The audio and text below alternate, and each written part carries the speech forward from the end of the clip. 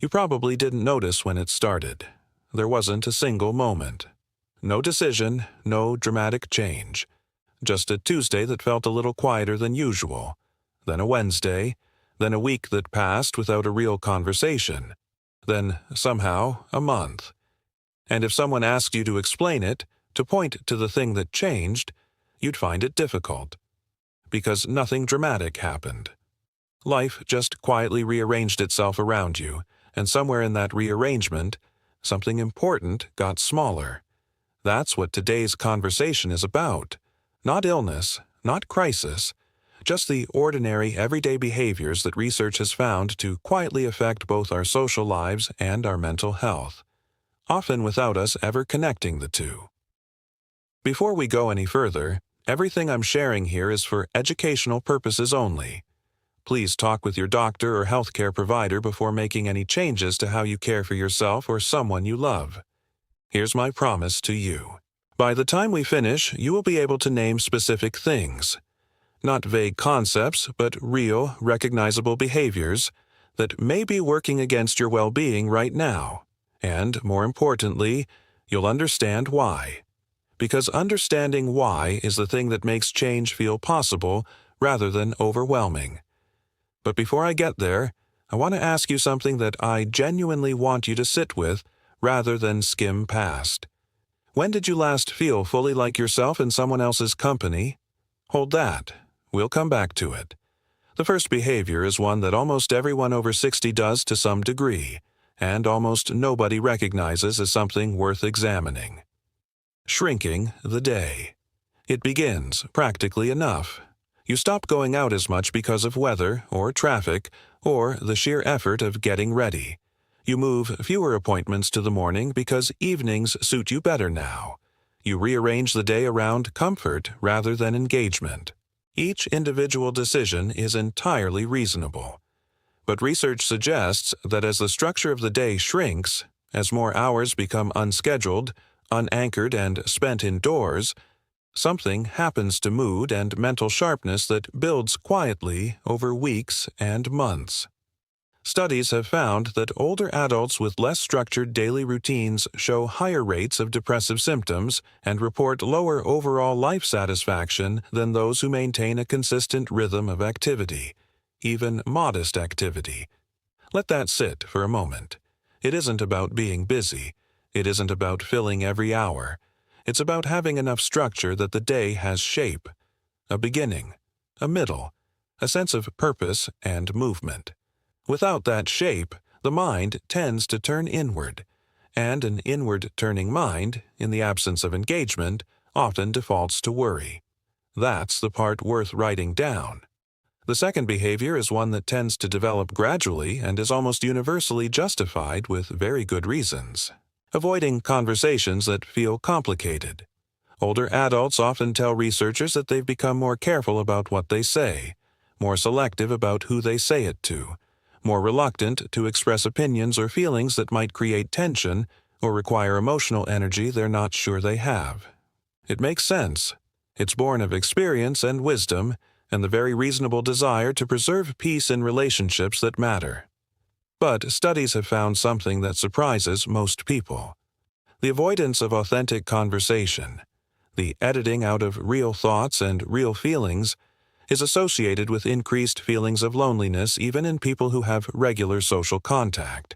You can be surrounded by people and still feel unseen if every interaction is managed carefully from the inside. Picture this with me.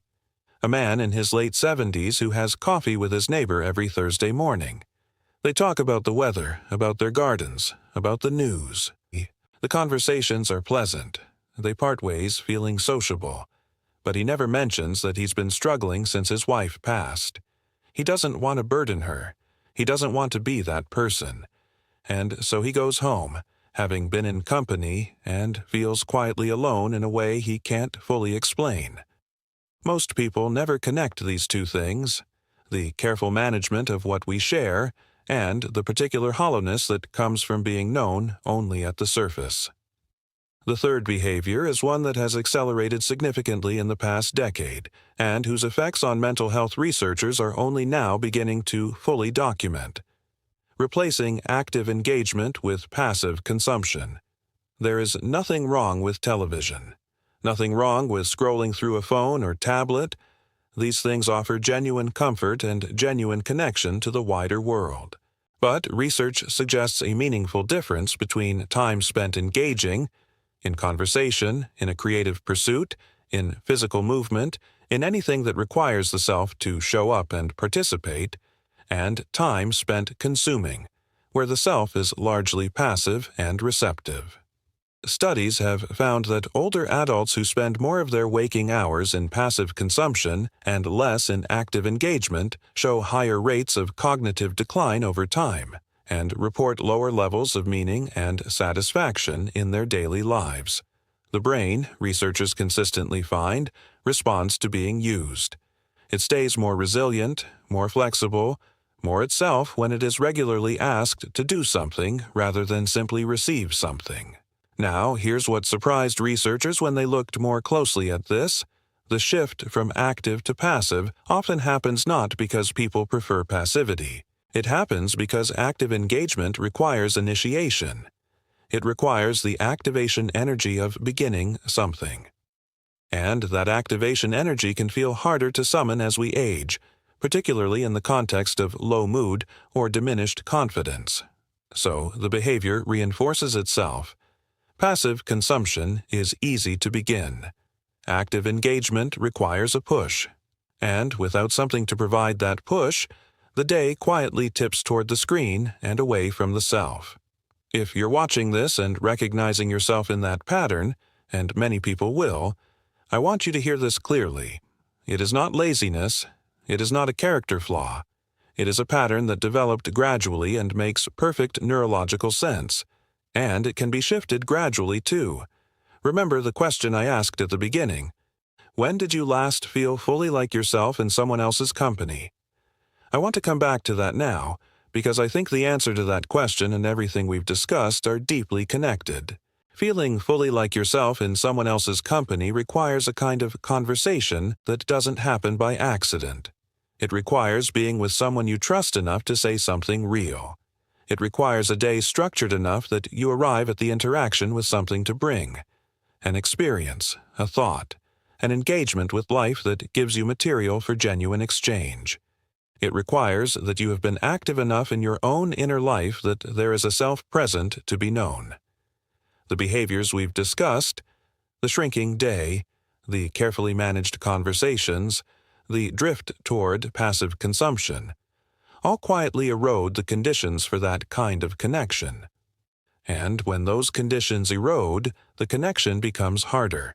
And when connection becomes harder, the behaviors that erode conditions for connection tend to deepen. That's the cycle research documents so clearly, and naming it is the first step toward interrupting it. So now you understand something that most people only feel without being able to explain. The quiet contraction that happens when the day loses structure. The particular loneliness of being in company without being truly known. The way passive consumption, however comfortable, gradually depletes the self it is meant to entertain. Here is what the research consistently points toward as genuinely helpful. And these are not large things. They are small, specific, entirely within reach. The first is one commitment per day that requires showing up as an active participant rather than a passive recipient. A walk where you pay attention to what you see. A phone call where you say something true. A creative task, however modest, that requires your actual presence. One per day, that's all. Studies have found that this single shift, maintained consistently, is associated with measurable improvements in mood and cognitive engagement over time. The second is one honest exchange per week. Not a difficult conversation for its own sake. Just one moment. In a relationship you trust. Where you say something real rather than something managed. Where you let someone see a little more of what's actually going on for you. Research suggests that the experience of being genuinely known is one of the most powerfully protective factors for mental health in later life. It doesn't require vulnerability with everyone. It requires it with someone. The third is telling your doctor if the quietness has gone on long enough to feel like something more than a rough patch. Persistent low mood, persistent withdrawal, persistent loss of interest in things that used to matter. These are not simply the inevitable texture of getting older. They deserve a real conversation with a professional who can help. That conversation is not a sign of weakness. It is a sign of exactly the kind of self-awareness and self-respect that keeps people well. Think back to that quiet that crept in without announcing itself, the Tuesday that was a little emptier than usual, the week that passed without a real conversation. You named it just now, and naming things is how we begin to change them. The life you want, with connection in it, with presence in it, with the particular satisfaction of feeling genuinely yourself in the company of people who know you. That life doesn't require a dramatic overhaul. It requires a series of small, consistent choices that move in the direction of engagement rather than away from it. One structured commitment today. One honest exchange this week. One conversation with your doctor if the quietness has lasted long enough to warrant it. That's enough. That's genuinely enough to begin. If something in today's conversation landed for you, if you recognized a pattern, or thought of someone, or felt something shift, I'd love to hear about it in the comments. Tell me what your days look like right now. Tell me what connection has meant to you at different points in your life. This is a community worth being part of, and your experience is worth sharing. And if you know someone who has gotten a little quieter lately, who seems to have pulled back from the things and people they used to love, please share this with them. Not as a correction, just as a hand extended, the kind that says, "I see you, and I think this might be worth hearing together."